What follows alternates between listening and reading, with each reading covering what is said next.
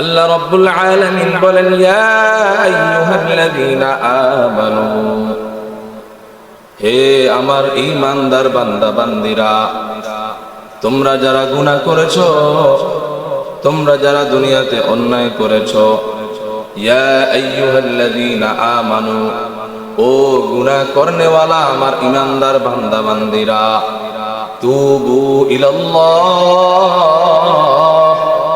আল্লাহর কাছে তওবা করো, আল্লাহর কাছে তওবা করো, গুনাহ থেকে তওবা করো, তাওবাতান নাসুহা, অন্তর থেকে আল্লাহর কাছে তওবা করো। এমন তওবা করবা, এই তওবার ইরাদা থাকতে হবে, সেই গুনাহ ছেড়ে দিতে হবে, সামনের দিকে আর গুনাহ করব না। দিল থেকে বান্দা যদি তওবা করতে পারে, আল্লাহ রাব্বুল আলামিন বলেন, আসা রাব্বুকুম আন ইউকাফির আনকুম, عسى ربكم أن يكفر عنكم سيئاتكم ويدخلكم جنات تجري من تحتها الأنهار। বান্দারা যখন গুনাহ করার পরে অন্তর থেকে তওবা করবে, তাওবাতান নাসুহা করবে, আমি আল্লাহ তার জিন্দেগীর সমস্ত গুনাহ খাতাগুলি মাফ করে দেব। শুধু তাই নয়, গুনাহ মাফ হবে, শুধু তাই নয়, ওয়ায়ুদখিলকুম জান্নাতিন তাজরি মিন তাহতিহাল আনহার। বান্দা যদি মৃত্যুর এক মুহূর্ত আগেও যদি খাঁটি তওবা করে, আমি আল্লাহ তার গুনাহ তো অবশ্যই মাফ করব, এবং তার নামটা আমি আল্লাহ জান্নাতি মেহমানদের খাতায় লিপিবদ্ধ করে দিব। সুবহানাল্লাহ। মৃত্যুর পর পরেই আমি আল্লাহ তাকে জান্নাত দিয়ে দিব, মৃত্যুর সাথে সাথেই আমি আল্লাহ তাকে জান্নাত দিয়ে দিব। অন্য আয়াতের মধ্যে আল্লাহ রাব্বুল আলামিন বলেন, তুবু ইলাল্লাহি জামিআন আইয়ুহাল মুমিনুনা লাআল্লাকুম তুফলিহুন। আল্লাহ রাব্বুল আলামিন বলেন, হে আমার গুনাহগার বান্দারা, হে আমার গুনাহগার মুমিন বান্দারা, তোমরা তওবা করো, গুনাহ থেকে তওবা করো। তুবু ইলাল্লাহি জামিআন আইয়ুহাল মুমিনুন, হে ঈমানওয়ালারা, তোমরা গুনাহ থেকে তওবা করো। জীবনে যত গুনাহ করছো, বুঝ আসার সাথে সাথেই তওবা করে ফেলো আল্লাহর কাছে। লাআল্লাকুম তুফলিহুন, কেন তওবা করবা? বলে তওবা করবা এই জন্য আল্লাহ তাআলা বলেন, যেন তোমরা সফল কাম হইতে পারো। তওবা এই জন্য করবা যেন তোমরা কামিয়াব হইতে পারো। তাহলে কোরআনের আয়াত দ্বারা বোঝা যায়, বান্দা তওবার দ্বারা ক্ষতিগ্রস্ত হয় না, বান্দা তওবার দ্বারা কামিয়াব হয়। স্পষ্টই আল্লাহ তাআলা বলে দিয়েছেন, বান্দারা তওবার দ্বারা তোমরা কামিয়াব হইবা, সফল কাম হইবা। বলে কেমন সফল কাম? বলে বান্দা তওবার দ্বারা এমন সফল কাম হবে, এমন কামিয়াব হবে, এমন সফলতা লাভ করবে, এই বান্দার মৃত্যুর সাথে সাথেই আমি আল্লাহ তাকে জান্নাত দিয়ে দিব। তওবা কেমন করবেন? তাওবা কেমন করবেন? সাহাবায়ে কেরাম, আমাদের পূর্বপুরুষরা গুনাহ করছেন, গুনাহ থেকে তাওবাও করছেন। আল্লাহর রাসূলের কাছে একজন মহিলা সাহাবী এসে বলতেছেন, ইয়া রাসূলুল্লাহ, ইয়া রাসূলুল্লাহ, ইয়া হাবিবাল্লাহ, আমি অনেক বড় মারাত্মক অন্যায় করে ফেলেছি, অনেক বড় মারাত্মক গুনাহ করে ফেলেছি ইয়া রাসূলুল্লাহ। আল্লাহর রাসূল বলে, ও আমার সাহাবী, কি গুনাহ করছো, কি মারাত্মক অন্যায় করছো?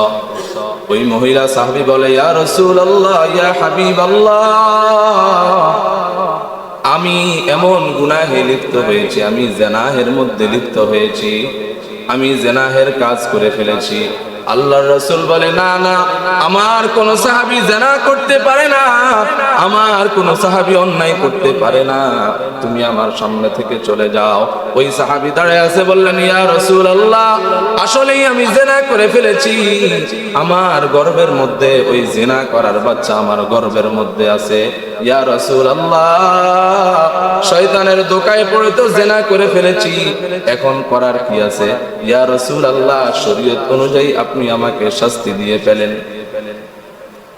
আল্লাহর রাসূল সাল্লাল্লাহু আলাইহি ওয়াসাল্লাম ওই মহিলা সাহাবীকে ডাক দিয়ে বললেন, জিনা তো তুমি করেছো, অন্যায় তো তুমি করেছো, তোমার গর্ভের সন্তান তো কোনো অন্যায় করে নাই, যাও চলে যাও, চলে যাও।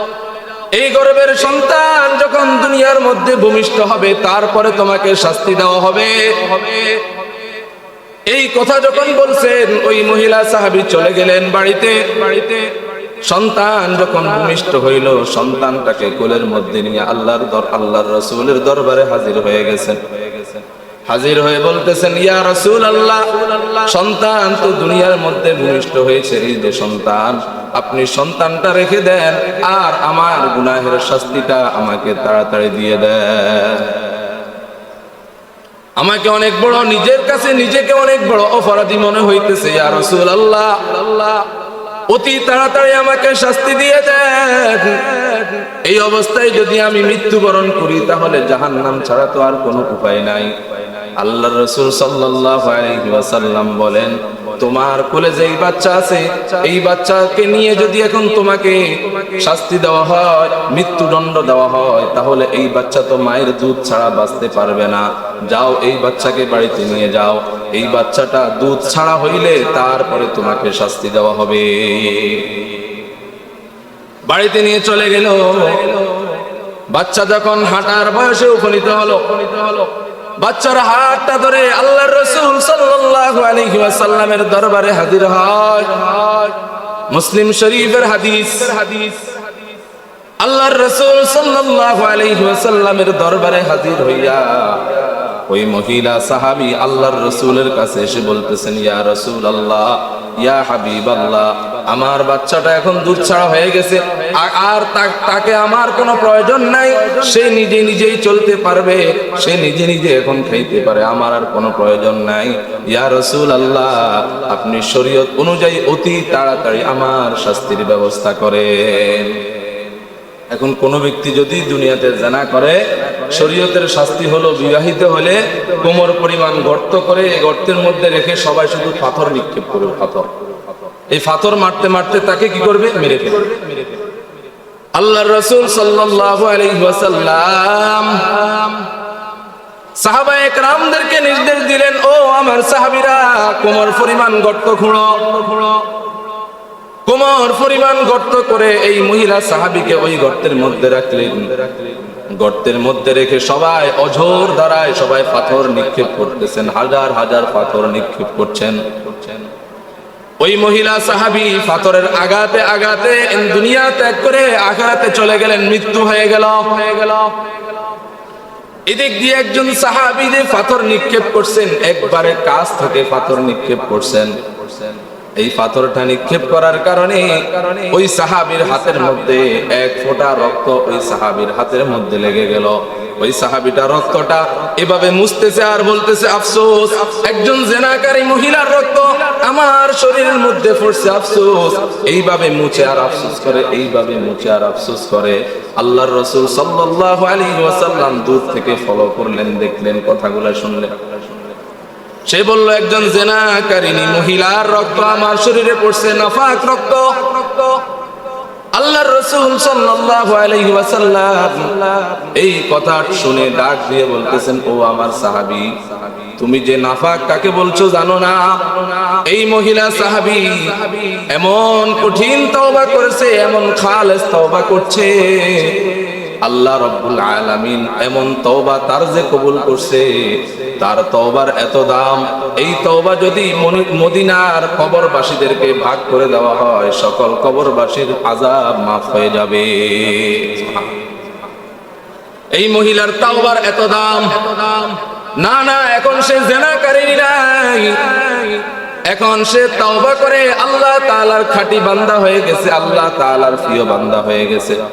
আল্লাহর রাসূল সাল্লাল্লাহু আলাইহি ওয়াসাল্লাম বলেন, আত-তাইবু হাবিবুল্লাহ।